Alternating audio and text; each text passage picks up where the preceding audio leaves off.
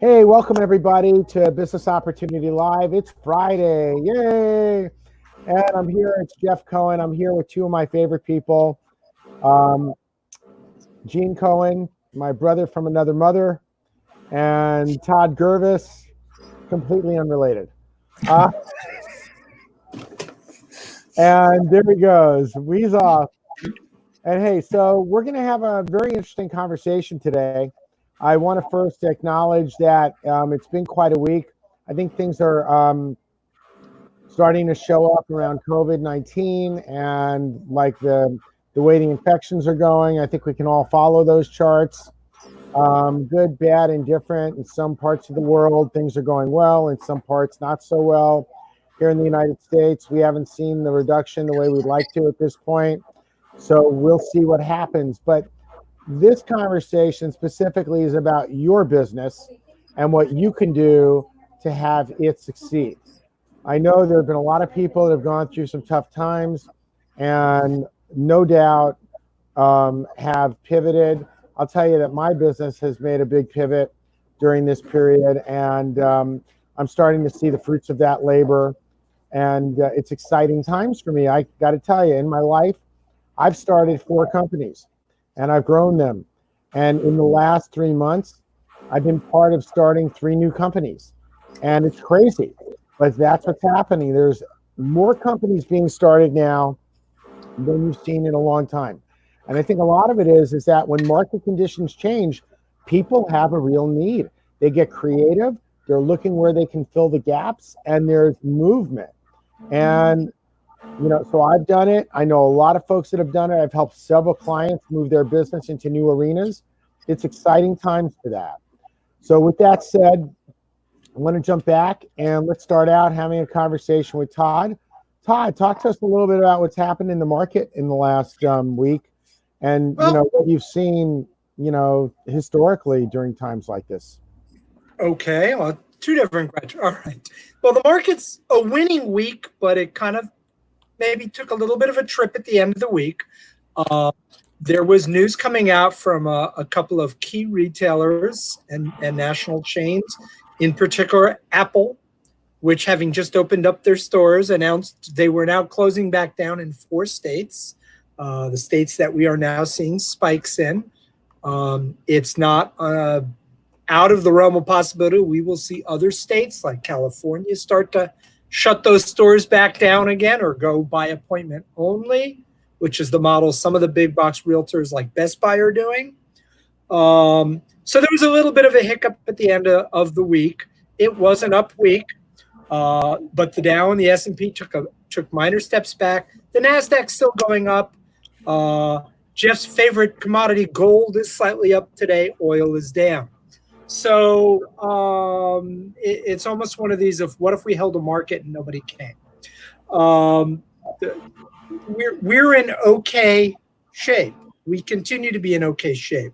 The real telling point will be what happens next coming from the key Fed contacts. There are a couple of Fed officials who are making noises that there are troubles to come. There are others at the Fed that that are saying the exact opposite. So we'll have to wait for the next set of official reports and comments to know. But for now, I just keep saying, hold your reserves. Don't make any sudden changes in your planning. Be talking to your trusted advisors like your accountant and your financial planner, your business advisor, and just keep doing what you're doing and keep thinking long term. Okay, awesome. And let me ask you this. We've been at this now for 3 months. Can you remember a time when there's been, this kind of disruption in business? I'm thinking back. I really can't remember a disruption in business quite like this. In business, it's a long ways back. In terms of the economy and the markets, sure we can. There was a shorter term interruption, if you will, after 9/11 and the meltdown of the NASDAQ as 2 paired things definitely did some wild gyrations to the market for a while. That's when we started seeing the circuit breakers come in. But we are in I guess, and Gene, check me on this, but I would almost call this, we are in a wartime mentality. Yes. But not a wartime economy. Well, what's happened, I heard today that California now has mandatory face masks. That As the of governor yesterday, has signed an executive order. Yep. So that basically doesn't bode all that well for the opening up, and everybody's going to be happy. They're opening up. The only time I can recall seeing this was when the real estate market crashed and all the businesses basically came down. The worst part of that for me was the losses taken from people on their homes and their real estate investments. Right. And never in the 40 years that I've been practicing, in that 2 and 3 year period, have I ever prepared as many foreclosure and short sale tax returns as during that period. Wow. That was a bad time. Yeah. There's kind of two sides to it, Jeff, because there's what we are seeing in terms of the economy and how that side of business. There's also the simple fact that people now muted. Okay. There's now this issue of people aren't going out. They aren't going to restaurants. Movie theaters aren't open. The theaters are closed. The Hollywood Bowl closed for the season. The Greek closed for the season. The Music Center and the theaters closed. Broadway closed. Right. That's different than, Gene, as I'm sure you'll agree. Yeah. So, like I said, we're in a wartime mentality, but the markets are doing great. Yeah, no, it's interesting. I think about it, and I totally get the difference between like 2007 and 8 and a wartime mentality, which I don't think that in my lifetime I've really ever seen. No. And I think you'd have to go back to the 1940s, to World War II, where the wartime mentality actually had businesses producing products for war as opposed to products for consumers. And right. But the one thing different there was that during the Second World War, the country was all pulling in the same direction. We don't have that now because there seems to be one side that says open up, open up, open up, and the other side says look at all the virus that we're getting. So it's almost like one side of the country is going one way and the other is going the other, not together. We're definitely separated at the hip. I mean, we are not together on this, and I don't know how we'll get there, but here's all I can say is that, and we lost Gene. Must be something you said. There must be something I said. All I had to say is that, right? But the reality is we just we're not in agreement. There are people that feel very strongly both ways. I think with that, and also having a lot of issues around our social environment, with Black Lives Matter actually standing up and being a movement right now. There's just a lot of being unsettled in our country. And I know we're all looking forward to having stability, but I also get there's some really important things we're tackling as a country right now, and we will come out of it. So with that, go ahead. But one key thing I want to say, if, like we are, you're a small business owner out here watching this because you're looking for resources, this is a time to reevaluate, not to reevaluate. And I encourage you to take the time to sit down, look at your cash flow needs, look at your business, look at what you need to do to not stay strong and stay open, but stay growing at a time like this, and go seek some expert advice and outside opinions to help you review that. It's a good time to be investing in business. Yeah, I would agree. The tax code, due to the CARE Act, has a very nice array of tax benefits that small business especially, and all businesses can take advantage of.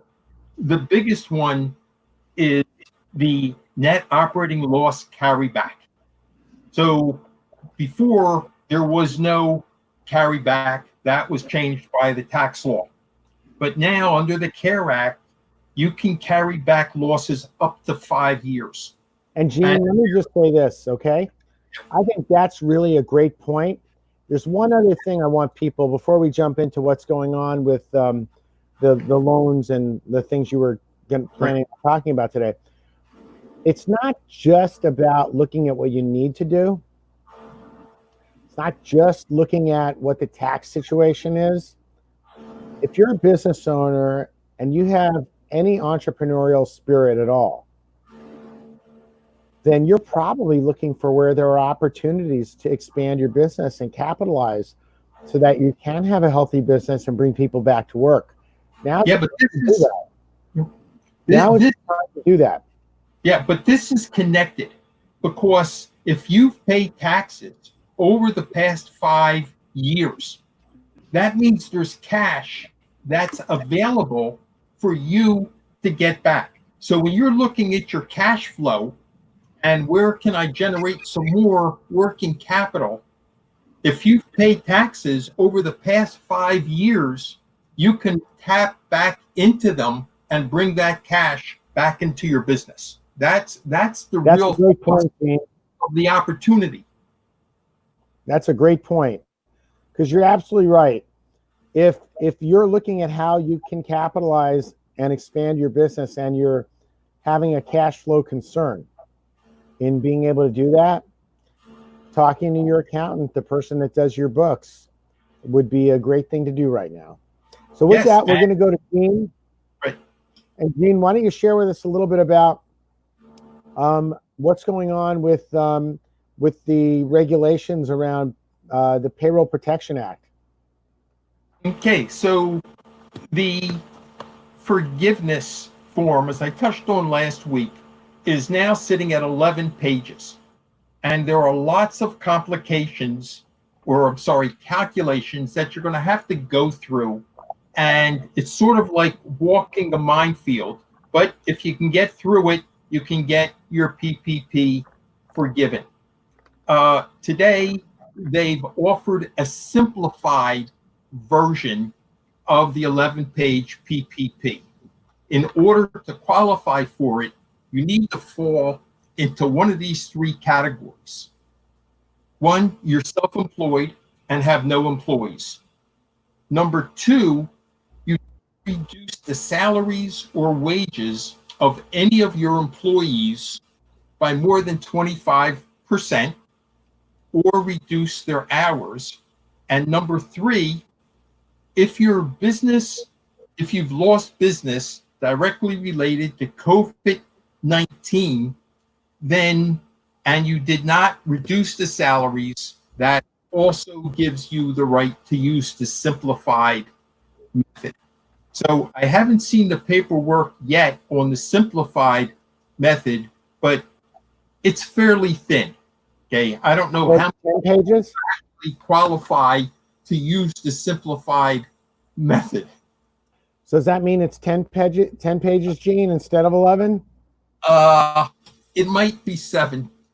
Okay, there you go. You have to be careful on how the government defines simple. Right? Remember, in 2018, after the Tax Act, your 1040 was, quote, postage size and simple. It was.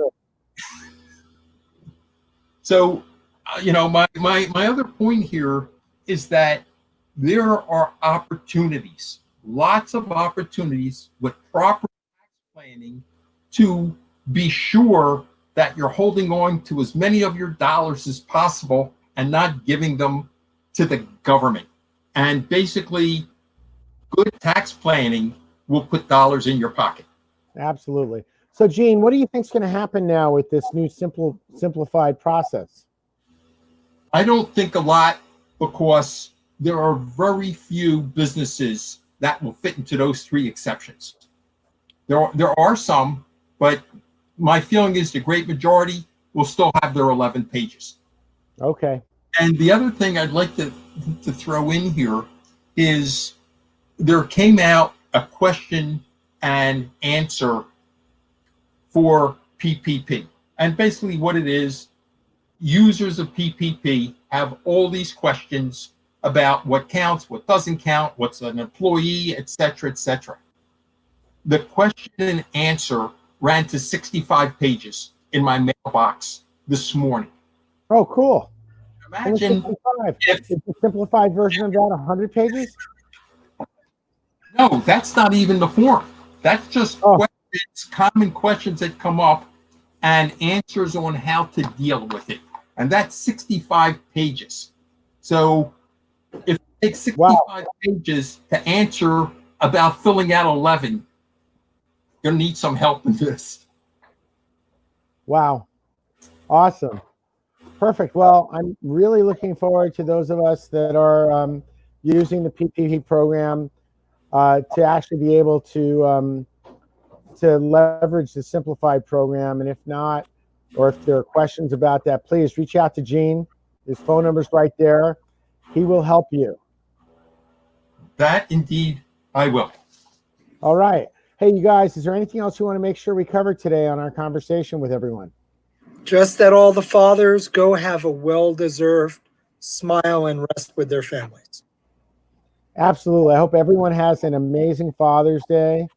Enjoy your children and grandchildren and your parents. And be safe while you're at it. And definitely wear your mask. Absolutely. So with that, we are going to sign off. I hope everyone has an amazing weekend. Let Sunday be a great day of rest and family. And we will see you next Friday at 3 o'clock. Take care, everyone.